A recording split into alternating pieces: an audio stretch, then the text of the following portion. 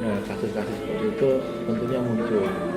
Banyak sekali kasus yang ada di sini, sehingga apa dari PGP ini salah satu kasus yang bisa untuk diskusi.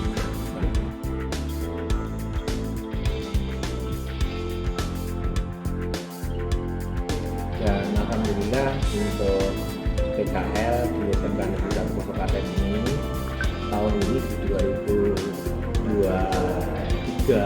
bulan Oktober, jadi anak kita menggunakan kurikulum Merdeka.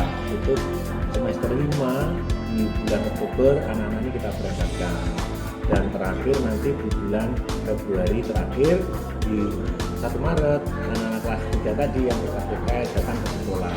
Nah, dari situ tentunya 5 bulan, selama 5 bulan ini di Iduka, Judi, ini terjadilah masalah dari laporan yang ada di monitoring itu. Jadi konsepnya setelah Oktober itu anak pergi ke Judi dan Bapak Ibu guru mengantar, itu namanya monitoring, petugas mengantarkan. Dan selanjutnya di tengah-tengah dari perjalanan PKL, Bapak Ibu guru itu monitoring, dan nanti di tanggal 26 Februari Bapak Ibu guru itu dijemput. Nah, tentunya dalam perjalanan 5 bulan itu ada kasus yang tempoh hari itu ada anak yang anak ini punya problem dengan budinya, gitu ya. Yang pertama, problem pertama itu anak ini mengerjakan tidak sesuai tugasnya, begitu. Tidak sesuai tugasnya, mungkin dalam hal ini tidak saya sebutkan jurusannya, nggih. Nah, akhirnya anak ini lapor ke sekolah.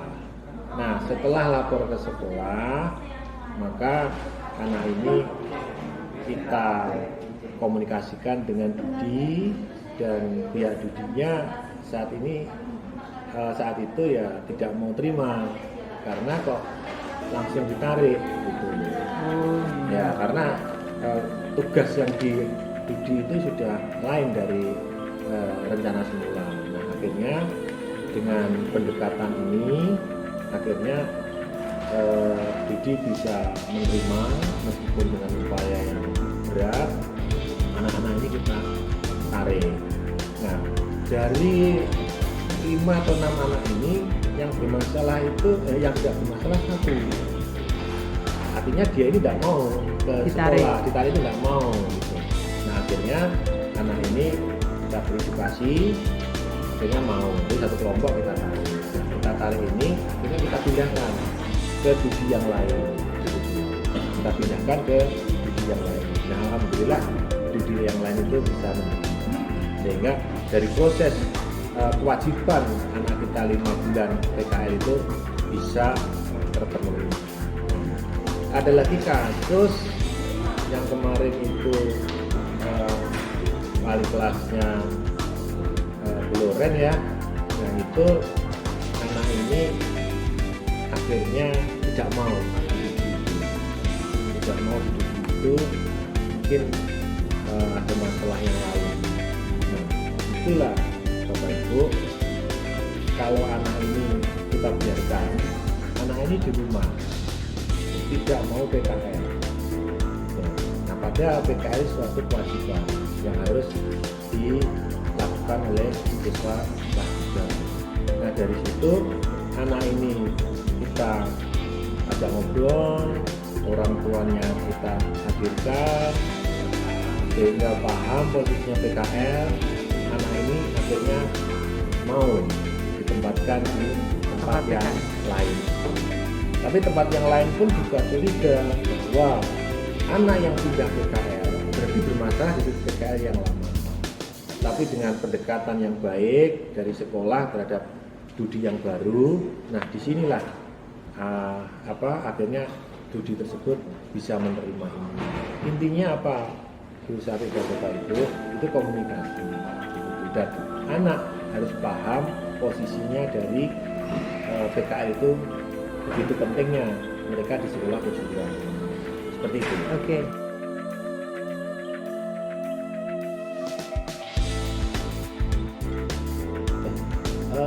untuk yang penarikan itu tentunya keputusan itu kita ambil sebelumnya ada pengumpulan data. Bagaimana ya kejadiannya sebenarnya? Nah, jadi kesimpulannya dari kejadian itu ternyata bekerja tidak sesuai dengan SOP-nya, tidak sesuai dengan jurusannya. Nah, dari situ kita melakukan pendekatan, melakukan komunikasi terhadap pihak uji. Begitu. Nah,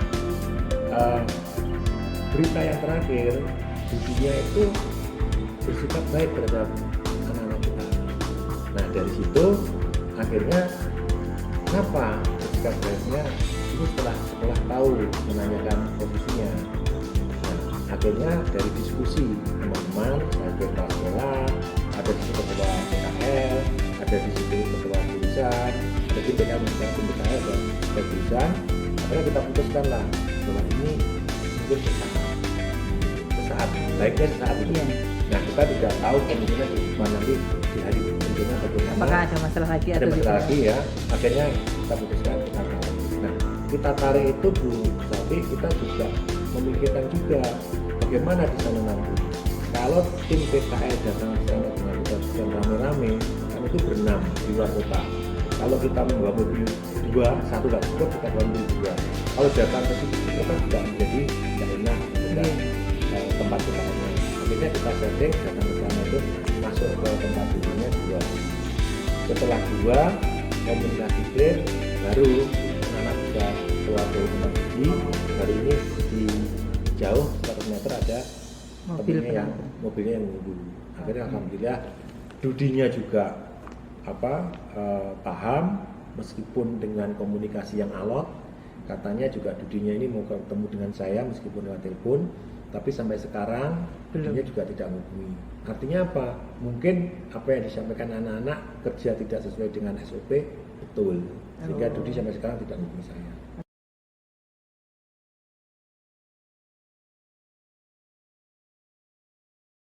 Kalau menurut saya efektif ya, karena mereka yang melakukan.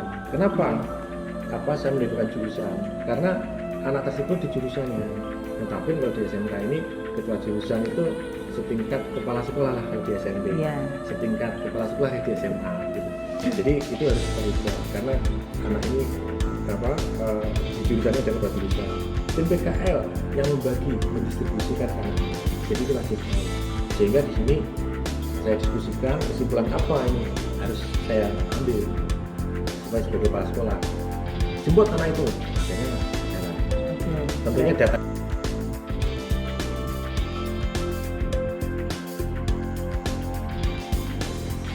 Tantangannya itu menjelaskan ke Dudi yang baru.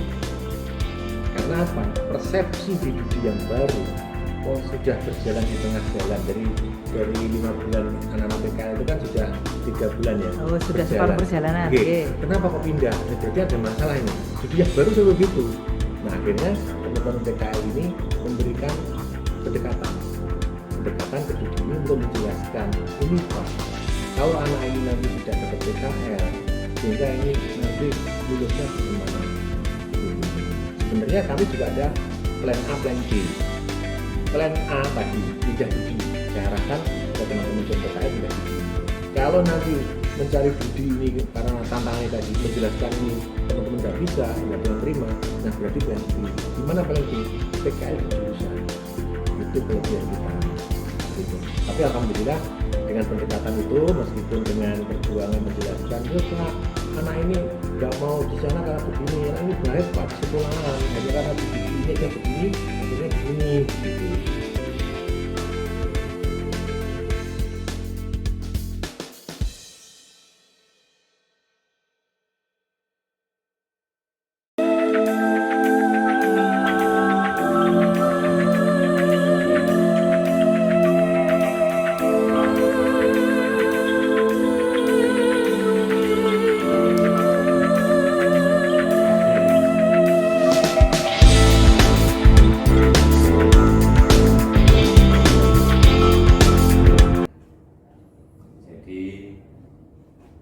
Ada satu pelanggaran tata tertib itu dilakukan oleh kepala kelas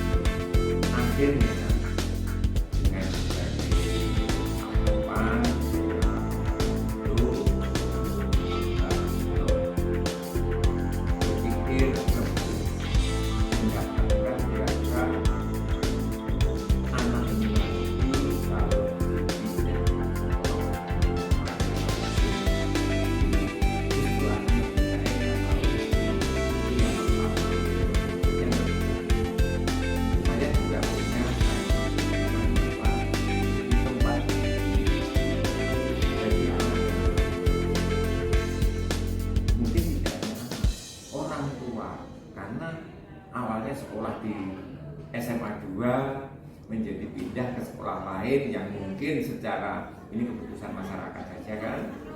Oh, kalau SMA 2 itu tempatnya mungkin punya satu tingkatan yang lebih dibanding SMA. Nah, itu mungkin orang tua juga merasa punya beban moral, andai kata itu terjadi. Oke. Ketika seperti itu, maka yang saya pilih adalah memberi kesempatan berpikir kepada anak, juga kepada orang tua. Kira-kira langkah apa yang akan ditempuh oleh orang tua? Kami sementara tetap ada pendiriannya, ya karena melanggar ya konsekuensinya. Iya. Oke.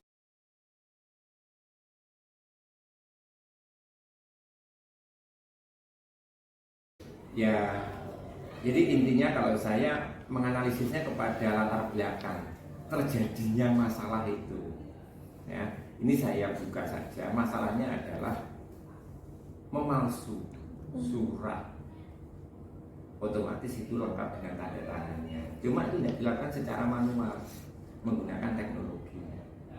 Nah, itu dilakukan semata-mata kebetulan orang tuanya adalah seorang polisi. Dia itu kepingin mendapat izin dari orang tuanya untuk kegiatan memanjat. Nah, setelah saya tahu motivasinya seperti itu, nah terus kami juga berpikir lebih, artinya kalau seperti itu masalahnya, sebetulnya ini ada hal yang justru menjadi terbelakang ini bukan karena memalsunya tadi, membuatnya itu tadi, tapi lebih karena itu ya itu saya pegang sebagai latar belakang yang nanti kira-kira jalan apa yang harus.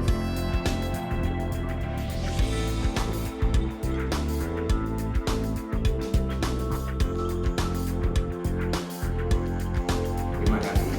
Jadi kami itu ya satu hal yang mungkin saya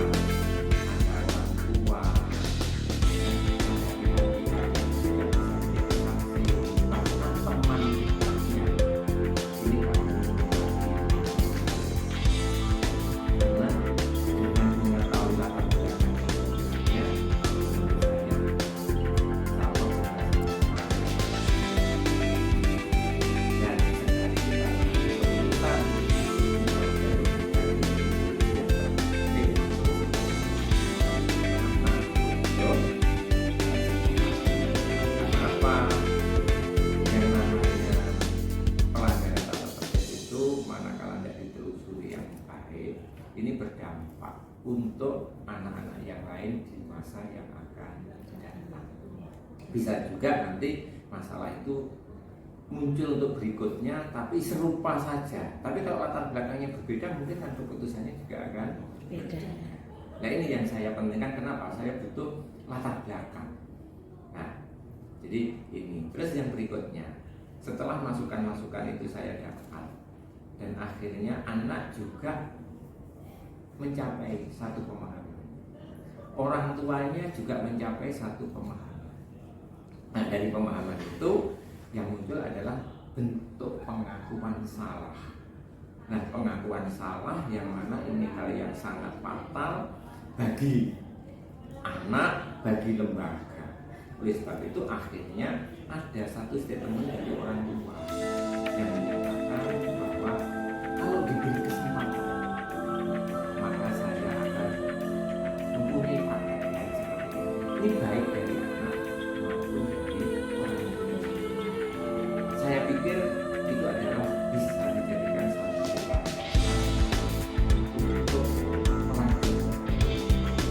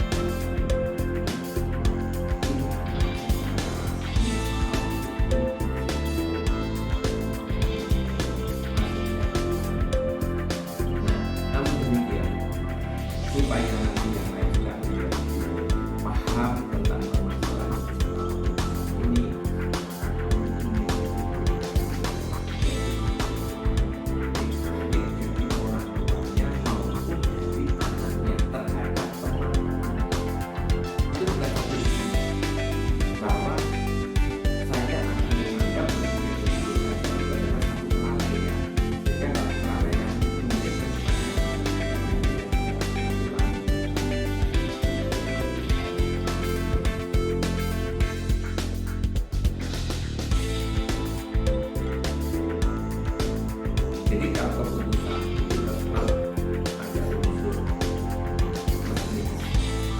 Ya. Tapi setidaknya kalau saya yang jadi tujuan adalah keberhasilan lembaga untuk menentukan tadi juga keberhasilan anak tersebut untuk menentukan itu penting. Karena apa? Dengan sudah adanya masalah itu akan ke depannya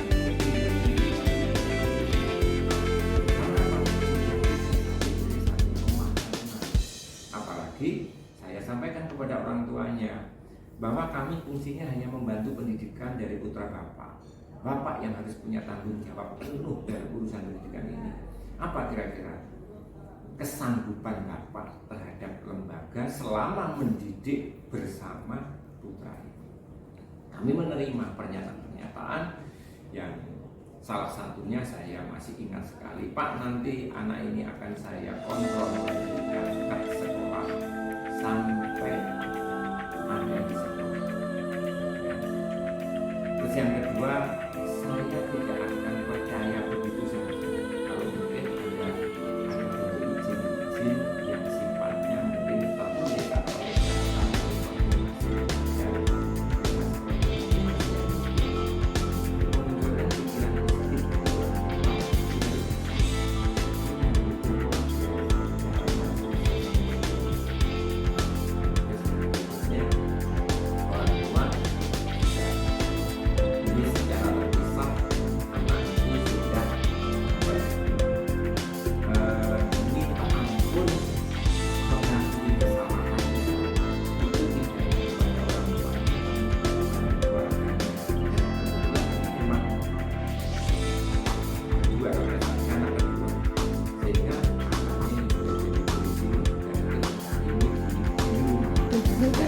ini satu pertanda karena ada komitmen untuk menjaga aturan yang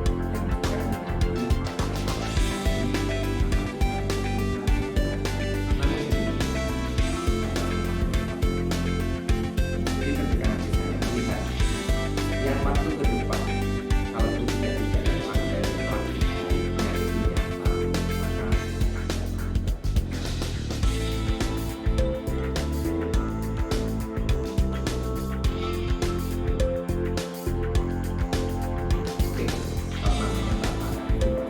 tapi tantangan besar itu yang paling sering dari satu perbedaan.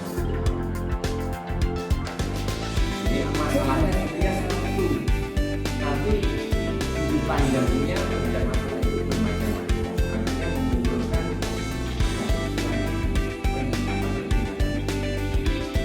peningkatan maka saya membiasakan saja, membiasakan. Jadi sebelum mengambil satu keputusan itu komunikasi adalah menjadi roh utama dalam penyelesaian masalah seperti ini. Karena dengan komunikasi sebelum kita nanti membahas penyelesaian, kita perlu menyamakan persepsi dulu. Sebelum persepsi itu sama, kita jangan melangkah. Yang ada nanti justru yang pertama, apalagi yang seru orang punya sudut pandang berbeda karena ya banyak faktor kan, mungkin latar belakang pendidikan, mungkin latar belakang lingkungan, atau mungkin ya memang ada satu karakter yang muncul yang ada pada seseorang. Itu kan menjadi satu karakteristik khusus, hal yang khusus maksud saya, untuk kita hati-hati sebelum kita mengambil satu keputusan bersama. Saya yakin bentuk keputusan yang sudah dikomunikasikan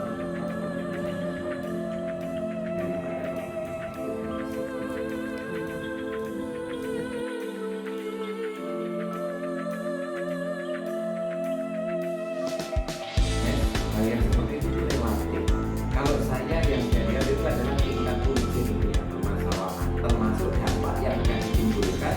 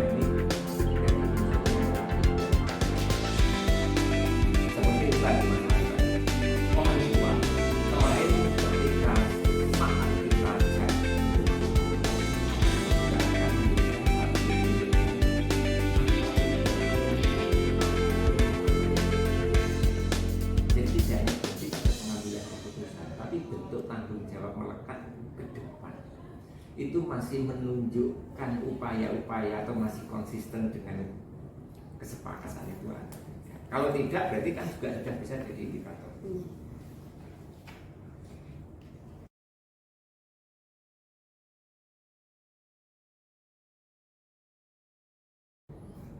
Untuk contoh kasus tadi alhamdulillah baik. Ya, tapi itu saya tidak mengatakan secara general. Karena apa? Itu kembali lagi saya juga memperhatikan dari sikapnya anak.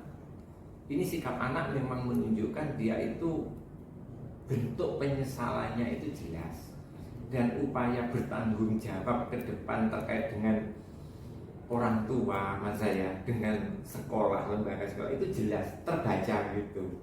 Nah itu mungkin kan ya karena keunikan pribadinya. Nah bisa jadi mungkin masalah yang cara yang sama itu tidak bisa dilakukan karena memang anaknya punya karakter yang berbeda, maksud saya begitu. Ya, ini kita harus lebih jeli ke sana.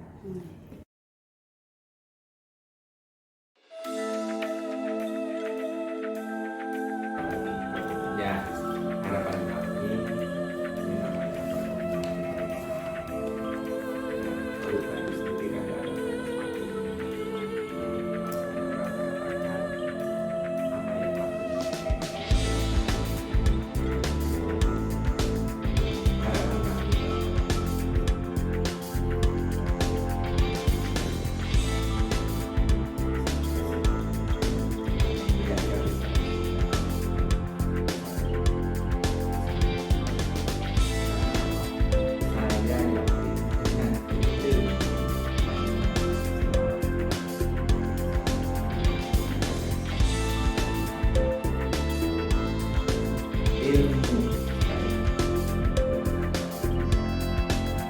harapan kami.